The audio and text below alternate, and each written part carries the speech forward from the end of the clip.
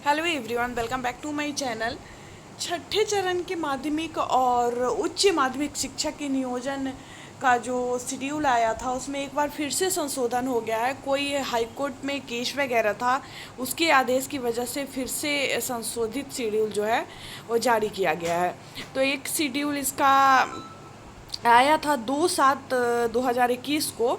तो माननीय उच्च न्यायालय पटना द्वारा CWJC संख्या 21746/2019 शत्रुघ्न प्रसाद यादव एवं अन्य बनाम राज्य सरकार एवं अन्य में दिनांक 26/11/2020 तथा उक्त CWJC के उद्भूत MJC संख्या वगैरह दिया गया है। और यहाँ पे जो आदेश आया है उसके बारे में कुछ मतलब पूरा वो दिया गया है। ओवरऑल मामला हम लोग समझ लेते हैं कि मामला क्या है। उक्त नियमावली के नियम इतना में जिसमें अंकित है कि स्नातक प्रतिष्ठा योग्यताधारी समकक्ष को निर्दिष्ट विषय में नियुक्त होने पर 5 अंक जोड़ा जाएगा। जो मतलब प्रतिष्ठा विषय के लिए अगर आप आवेदन किए हैं तो 5 अंक जो है उसमें जोड़ा जाएगा। इसके तहत माध्यमिक शिक्षक में सामाजिक विज्ञान विषय के लिए इतिहास भूगोल में प्रतिष्ठा होने पर 5 अंक जोड़ने के निर्देश विभागीय अधिसूचना संख्या 1142 दिनांक 1/7/2019 में अंकित है।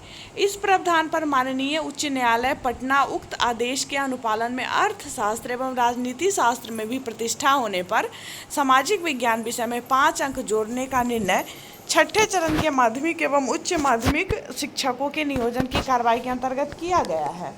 फलस्वरूप पूर्व से निर्मित मेधा सूची में संशोधन आवश्यक है। तो देखिए क्या हुआ है कि फिर से अर्थशास्त्र और राजनीति शास्त्र में भी अगर प्रतिष्ठा हो तो उसमें भी 5 अंक जोड़ने का निर्णय लिया गया है, जिसके फलस्वरूप जो मेधा सूची है उसमें संशोधन आवश्यक हो गया है।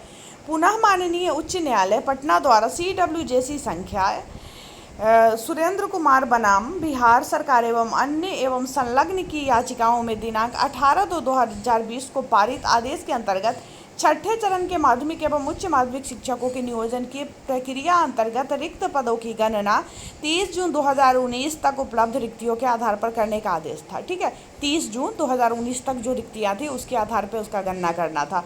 इस हेतु आवश्यक निर्देश विभागीय अधिसूचना संख्या 425 दिनांक 26/2/2020 के द्वारा दिया गया। कोविड-19 संक्रमण के मद्देनज़र दिनांक 25/3/2020 को प्रभावी लॉकडाउन के कारण उक्त अधिसूचना में निहित निर्देश के क्रियान्वयन पूरी तरह नहीं हो पाया तथा इसके समीक्षा के क्रम में यह दृष्टिगत हुआ कि दिनांक 1/1/2019 से 30/6/2019 की अवधि में कुछ एक नियोजन इकाई में उत्पन्न रिक्ति की गणना नहीं की गई है। फलस्वरूप कुछ ऐसे विषय में भी रिक्ति उत्पन्न हो गई जो पूर्व से विज्ञापित नहीं था अथवा पूर्व में विज्ञापित कोटिवार रिक्ति से भिन्न नई कोटि में रिक्ति उत्पन्न हो गई। इस आलोक में पूर्व से प्रकाशित विज्ञापन के अंतर्गत उत्पन्न इन नई रिक्तियों के विरुद्ध अर्हताधारी अभ्यर्थी को आवेदन समर्पित करने हेतु अवसर दिए जाने की बाध्यता। तो फिर से मतलब आवेदन लिया जाएगा जो अलग अलग विषय में अलग अलग कोटि में रिक्ति जो है वो उत्पन्न हो गई है। इस क्रम में छठे चरण के माध्यमिक एवं उच्च माध्यमिक शिक्षक के नियोजन की उक्त प्रक्रिया अंतर्गत विभागीय अधिसूचना संख्या 1142 दिनांक 1/7/2019 में आवेदन देने की अंतिम तिथि यथा दिनांक 26/9/2019 निर्धारित थी। अतः पूर्व निर्धारित STET 2011 उत्तीर्ण अभ्यर्थी जिनके द्वारा दिनांक 26/9/2019 तक नियुक्ति संबंधी सभी अर्हता धारित करते हो वे ही आवेदन हेतु पात्र होंगे। मतलब कोई आवेदन नहीं कर सकता है। 26/9/2019 तक जो इसकी अर्हता रखता है वही इसके लिए पात्र होगा। साथ ही STET 2011 उत्तीर्ण अप्रशिक्षित अभ्यर्थी जो BEd सत्र 16-18 तक के नामांकित और उत्तीर्ण है वो दिनांक 26/9/2019 तक परीक्षा फल प्रकाशित हो ही नियुक्ति हेतु मान्य समर्पित करेंगे। नियोजन प्रक्रिया अंतर्गत जिन अभ्यर्थी के द्वारा पूर्व से नियुक्ति हेतु आवेदन समर्पित किया गया उन्हें फिर से आवेदन करने की आवश्यकता नहीं होगी। माननीय उच्च न्यायालय पटना के उक्त न्यायाधीश के अनुपालन में विभागीय अधिसूचना संख्या 910 दिनांक 2/7/2020 द्वारा निर्गत नियोजन संबंधी गतिविधि को तत्काल प्रभाव से स्थगित करते हुए विभागीय अधिसूचना संख्या 1142 दिनांक 1/7/2019 द्वारा प्रारंभ किए गए छठे चरण के माध्यमिक एवं उच्च माध्यमिक शिक्षकों के नियोजन की प्रक्रिया को निम्न रूपेण निर्धारित किया जाता है, जिसमें जिला द्वारा नियोजन इकाई बार दिनांक 30/6/2019 तक उपलब्ध रिक्त पदों पर आवश्यक अतिरेक पदों की गणना 2/8/2019 तक करना है। ठीक है, इसके बाद दिनांक 30/6/2019 तक उपलब्ध रिक्ति के सापेक्ष विषयवार रोस्टर पंजी तैयार करना है। 4 तक रोस्टर पंजी तैयार करना है। निदेशक शिक्षा उप निदेशक के स्तर पर रोस्टर क्लियरेंस 10/8/2021 तक। जिला द्वारा कोटिवार विषयवार रिक्ति की सूचना नियोजन इकाई को प्रेषित करना 13/8/2021 तक। नियोजन इकाई द्वारा कोटिवार विषयवार रिक्ति की सूचना का प्रकाशन 17/8/2021 तक। आवेदन पत्र प्राप्ति की अवधि 18/8/2021 से लेकर 17/9/2021 तक। औपबंधिक मेधा सूची की तैयारी 18/9/2021 से लेकर 29/9/2021 तक। औपबंधिक मेधा सूची पर नियोजन समिति द्वारा अनुमोदन 5/10/2021 तक।